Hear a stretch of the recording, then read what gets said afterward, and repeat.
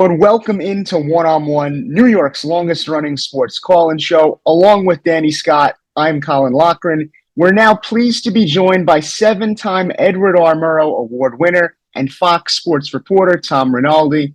Tom, thank you so much for taking some time out of your day to talk to us. How are you doing? We're doing well. I'm actually talking to you from the campus of Purdue University. We have Penn State at Purdue for Big Noon kickoff, even though it will be a Thursday night. So it'll be 7 Eastern as we begin our Big Ten slate in this college football season. So always great to be with you guys. Anything relating to FUV.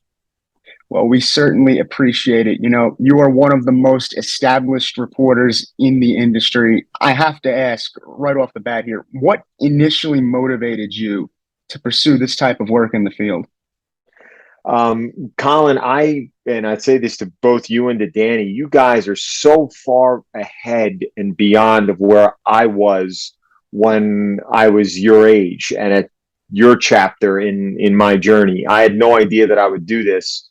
I graduated. I started at Fordham. I went to Penn. I graduated from Penn, and I became a teacher, a high school teacher and a coach, initially in Pittsburgh, and then I came back to the Bronx, where I was a public high school teacher, not too far from Fordham, at 166th and Boston Road at Morris High School.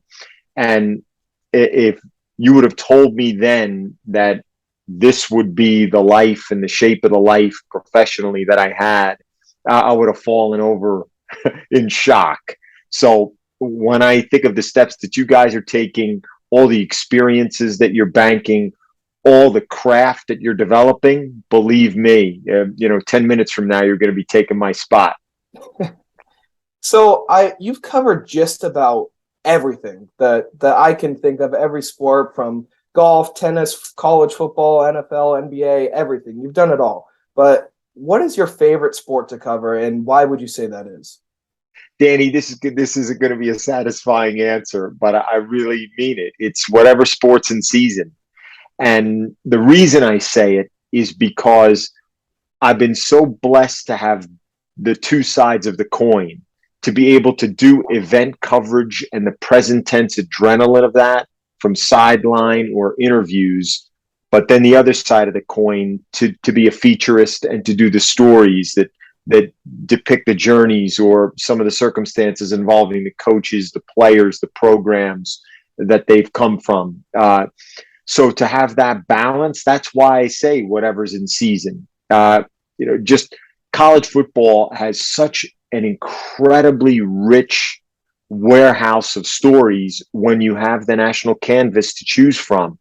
And I've been fortunate first at game day, which was an awesome experience, now at Big Noon kickoff at Fox, to be able to tell some of those stories, some of them involving or touching on at least some of the people who've come through Fordham's own program, right? Fordham, the fact that it's produced people who are playing in the NFL right now, and certainly a great running back who's done so, had the chance to talk to a little bit, Chase. So I think when I think of whatever's in season, I really mean it. The team sports and the individual sports. So many great stories. You mentioned all of those great stories. Regardless of what sport it is, there are just many great tales to tell, and now more ways than ever to tell those stories. In what ways has sports media changed, if any, since you began your career? It's almost impossible to describe, Colin. You say it perfectly, just how much it's changed with the proliferation of platforms. When I first got into it, essentially there was really traditional over air, and then there was cable. This is solely in terms of television, if you will, and the visual. Obviously, the audio was limited to not even, pretty much just terrestrial radio, right? And now you think of all the different ways in the audio content space of podcast platforms, all the different things through satellite, and obviously the proliferation of a landscape which didn't exist when I started, which is the digital frontier, all the different ways to try to share stories. There's great advantage in that, guys, but there's also a little bit of a challenge for the storyteller, in that the athlete now feels more and more empowered to tell her own story. And respectfully, there are times where we want to say, that's amazing. You're amazing at what you do. But don't sleep on us on this side. We work really hard at what we do too, and we think we can amplify those stories in a way perhaps that you might not be able to as the athlete as you work at your day job. Yeah, so kind of adding on to that question, you tell all these stories about a bunch of different athletes, amazing people. I don't even know if you're going to be able to answer this one, but who would you say is your favorite interview that you've ever gotten to do? Wow, I mean that's a really tough question. I mean, I've had the great pleasure to be able to interview Rafa a bunch of times, Rory many times, Tiger many times. But oftentimes, guys, it is not necessarily the most famous or the most accomplished or the most celebrated. It is folks who are considered to be more obscure, purely from a profile point of view, who share their stories in ways that are so authentic and vulnerable and moving. And many times, I think those have been the echoes that have lasted the longest or that I still carry forward with me to this day. In terms of the highest profile, I've been really fortunate to be able to not only interview or tell the stories, but to spend some time around some iconic athletes. And again, there are any number. I could name so many, but I've just been so fortunate that they've been as cordial as they've been toward me. Federer and Nadal, in particular in tennis, who have just been really generous with me. Tiger, who's been very generous with me in golf. And then in college football, whether that be Saban or any number of other players who now play in the NFL.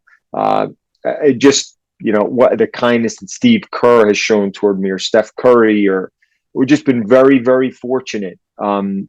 Again, I don't delude myself. It's not because I'm the most charming or charismatic guy. It's the outlets that I've been associated with. But it's been a great opportunity to get to know and be around some of these amazingly accomplished athletes. Tom, you're the lead voice of Wesley, a new podcast that tells the tragic story of Lyman Bostock, the only MLB player that's ever been murdered during an active season. Could you tell us a bit about the level of research that went into a project of that magnitude? I appreciate you asking about that, Colin. This is our Fox Sports first ever episodic podcast. There are other great offerings through Fox Sports Podcast Network, but they're guest-based or host-based. This is one story told across multiple episodes in that serialized episodic format, which is really popular. And I'd really encourage people to explore if they haven't. The only major league player active to be murdered during a season in the 150 plus year history of Major League Baseball, of the sport as we've come to know it, Lyman Bostock. And incredibly, Colin, so many people don't know the story. It didn't happen 100 years ago. I mean, it happened before your time, as part of my time, although I was young, 1978. And this is a player who had a career .311 batting average. I mean, he was one of the highest paid players in the entire sport when it happened. It's the story of his life, his career, some of the remarkable things he faced and overcame, and then the absolute travesty of justice in what happened, not in the one, but two trials for the man who killed him, and then the regrets I carry forward about the encounter I had with the man who killed him 30 years after he fired the shot that took Lyman Bostock's life. It's on Apple Podcasts. It's on Spotify, all the places anybody might download a podcast. We'd love people to give it a listen. We've been really humbled and amazed by the response to it. So I appreciate you bringing it up, Colin. Yeah, so you've done podcasts like that. We've touched on all the interviews and the different sports, but what do you find the difference to be between the sports that you do, and as far as preparation or whatever it is that you would be going into a broadcast with? I don't know if the preparation is that different, but I think this may sound obvious, but I'm amazed at all the ways it manifests. The difference in individual sport versus team sport is really fascinating. And to pick golf or to pick tennis, and how that lends itself, all of us, to armchair psychology, the exploration of somebody's spirit, all these things that now, what do we do when it comes to team sport? We look at chemistry. We look at the relationships between coaches and players. At the end of the day, so much of it that compels us is not just the competitive piece. It's the human piece. It's the relationship, right? We're so compelled by that.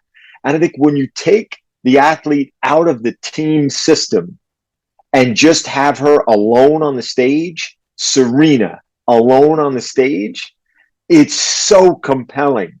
It's, to me, it just lends itself to drama, to the exploration of what might be going through her mind. I think they're both fascinating in equal parts. It's awesome to watch how both of those dynamics play out, team and solo. Those dynamics so important to how we understand what happens on the field, on the court, in the strata of play. As a journalist and an interviewer, how important is it to find the story within the story with a project like Wesley or any interview in general? I think it's important because it humanizes the player. And listen, not all of us can dunk a basketball, hit a 330-yard drive, return a 130-mile-per-hour serve, and on and on and on. Hit a cutter. You know, many of us can't do those things. So ultimately, while we're in awe of the ability for the athletes to achieve, what makes the athlete relatable is going through some of the same challenges that we do.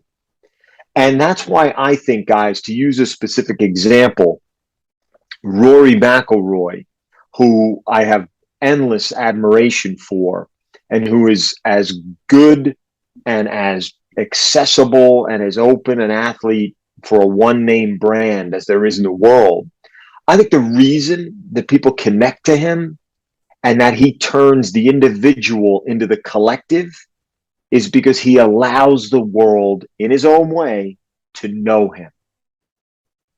And there are so many athletes who don't want that.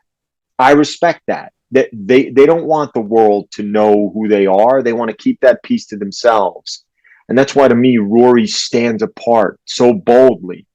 And that's why I think people pull for him in a way that they don't pull for others, because they feel connected to him in that way. That's some of the magic of individual sport.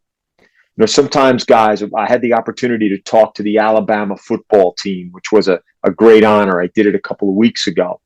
And Saban asked me to share a couple of different stories that he thought, that I thought might resonate with those players. And the first story I told was Rory in the 2011 Masters at 21 years old, the same age as you guys or those players sitting in that room. And what happened when he blew the lead, the 54-hole lead. He hit the terrible shot on 10T, and he ultimately shot an 80.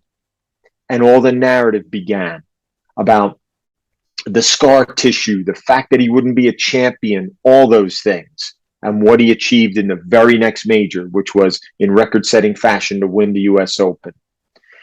And the reason I told that story, again, the reason that I think that's part of his legend is not just the achievement. It was the fact that people felt connected to him through that defeat.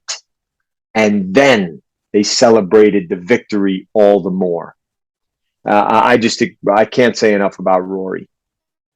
That might be an example of sports at its finest. Tom, we know you're a busy man, so we're going to let you go here. Thank you so much for your time with us. Everybody be sure to check out Wesley wherever you get your podcasts, and stay tuned to One on One, New York's longest running sports call-in show.